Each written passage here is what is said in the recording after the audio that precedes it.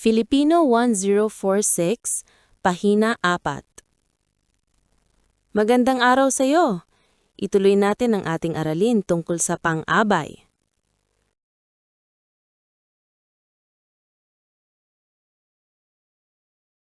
Napag-aralan natin na ang pang-abay ang tawag sa salita o mga salitang nagsasaad kung saan, kailan, o paano nangyari ang pandiwa. In English, pang-abay is what we call the adverb. The adverb tells us how, when, and where.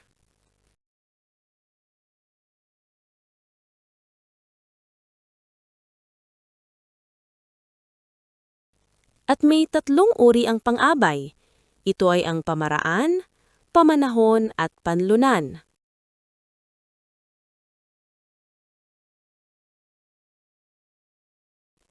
Napag-aralan din natin na ang pang-abay na pamaraan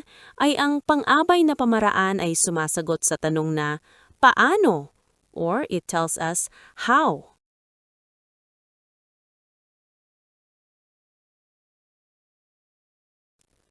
Ngayon naman, ang pag-aaralan natin ay ang pang-abay na panlunan. Ano nga ba ang pang-abay na panlunan? Ang pang-abay na panlunan ay sumasagot sa tanong na saan.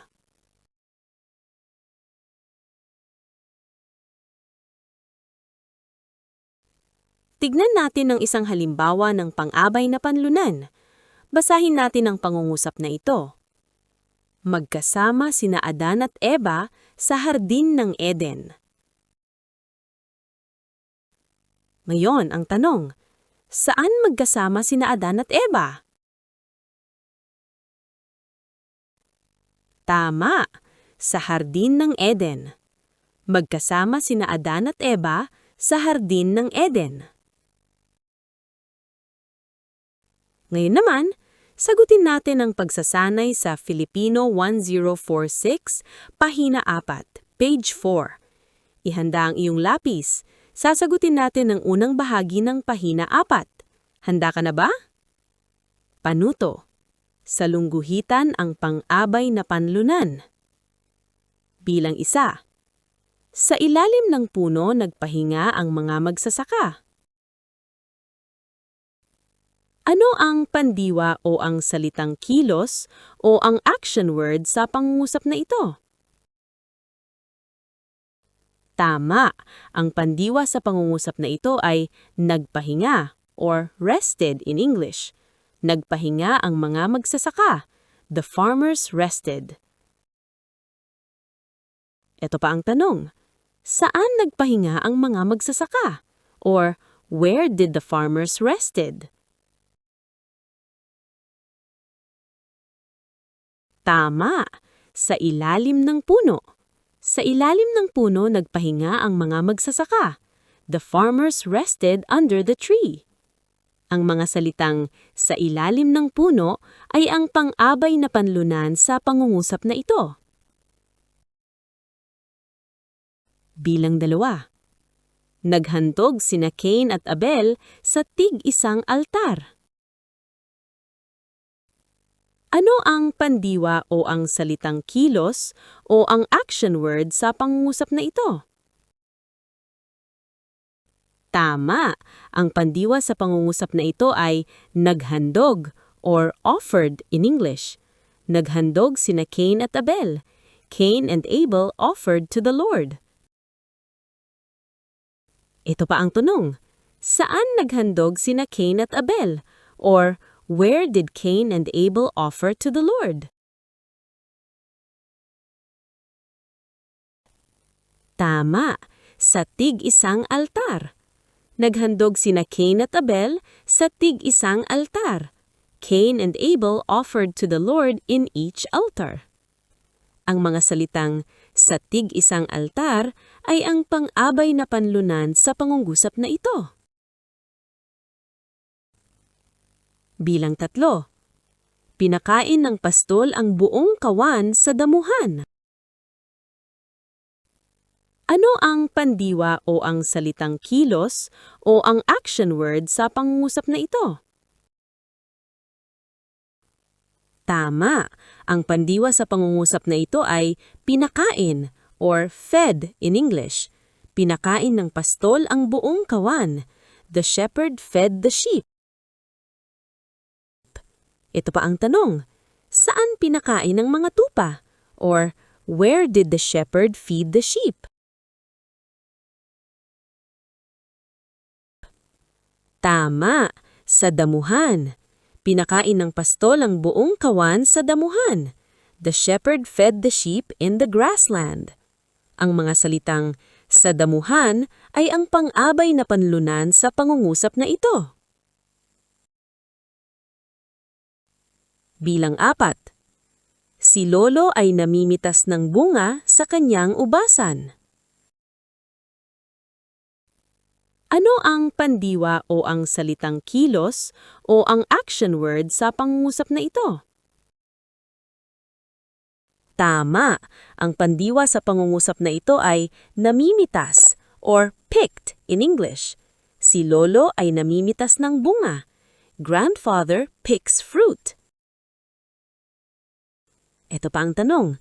Saan namimitas si Lolo? Or where grandfather picks fruit? Tama. Sa kanyang ubasan. Si Lolo ay namimitas ng bunga sa kanyang ubasan. Grandfather picks fruit from his vineyard. Ang mga salitang sa kanyang ubasan ay ang pang-abay na panlunan sa pangungusap na ito. Bilang 5. Natuto ng magandang asal ang magkapatid mula sa tahanan. Ano ang pandiwa o ang salitang kilos o ang action word sa pangungusap na ito? Tama. Ang pandiwa sa pangungusap na ito ay natuto or learned in English. Natuto ng magandang asal ang magkapatid. The siblings learned good manners. Ito pa ang tanong. Saan natuto ng magandang asal ang magkapatid? Or where did the siblings learn good manners?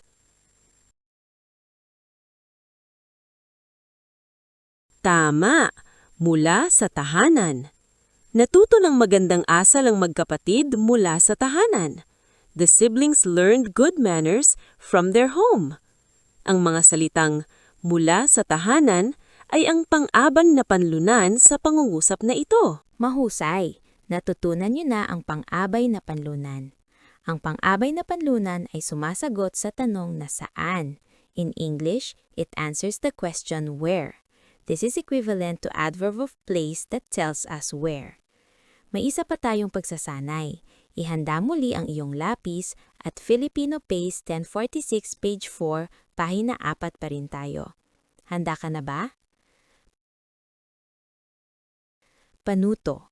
Ikahon ang pang-abay panlunan at sa lungguhitan ang tinutukoy na pandiwa. Bilang 6.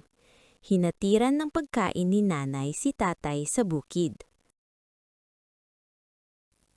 Ano ang pandiwa o ang salitang kilos o ang action word sa pangungusap na ito?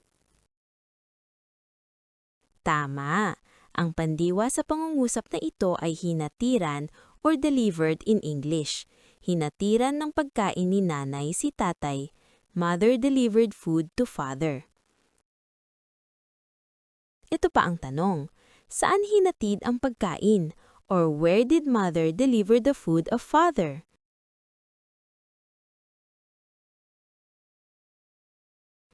Tama. Mula sa bukid. Hinatiran ng pagkain ni nanay si tatay sa bukid. Mother delivered the food of father to the field. Ang mga salitang sa bukid ay ang pang-abay na panlunan sa pangungusap na ito. Bilang 7. Si Adan ay nabuhay sa lupa ng 930 taon. Ano ang pandiwa o ang salitang kilos o ang action word sa pangungusap na ito? Tama. Ang pandiwa sa pangungusap na ito ay nabuhay or lived in English. Si Adan ay nabuhay ng 930 taon. Adam lived 930 years. Ito pa ang tanong, saan nabuhay si Adan ng 930 taon? Or where did Adam lived 930 years?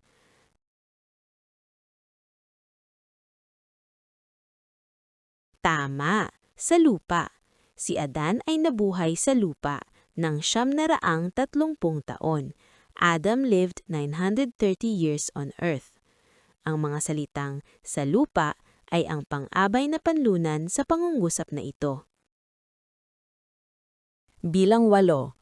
Ang Diyos ay naghahari sa langit kailanman. Ano ang pandiwa o ang salitang kilos o ang action word sa pangungusap na ito? Tama!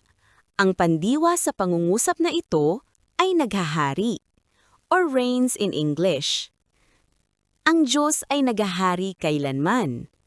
God reigns forever. Ito pa ang tanong, saan naghahari ang Diyos? Or where God reigns forever?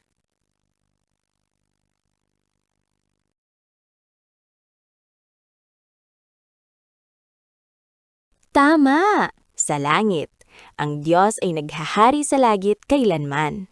God reigns forever in heaven. Ang mga salitang sa langit ay ang pang-abay na panlunan sa pangungusap na ito. Bilang 9. Sa pamilya ni Adan ipinanganak si Seth. Ano ang pandiwa o ang salitang kilos o ang action word sa pangungusap na ito? Tama, ang pandiwa sa pangungusap na ito ay ipinanganak or born in English. Ipinanganak si Seth. Seth was born. Ito pa ang tanong, saan ipinanganak si Seth or where Seth was born?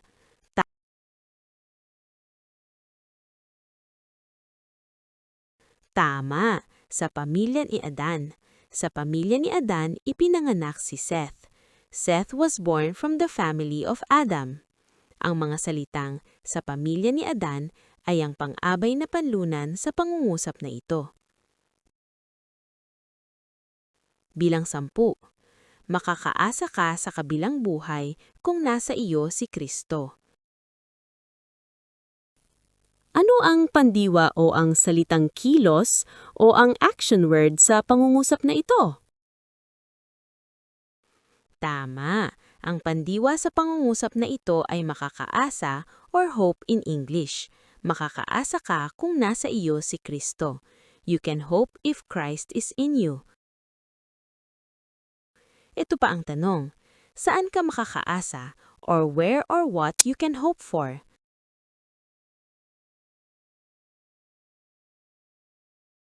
Tama, sa kabilang buhay. Makakaasa ka sa kabilang buhay kung nasa iyo si Kristo. You can hope for eternal life if Christ is in you. Ang mga salitang sa kabilang buhay ay ang pang-abay na panlunan sa pangungusap na ito. Mahusay at magaling, natapos mo na ang pahina 4 or page 4. Sa muli nating pag-aaral, paalam!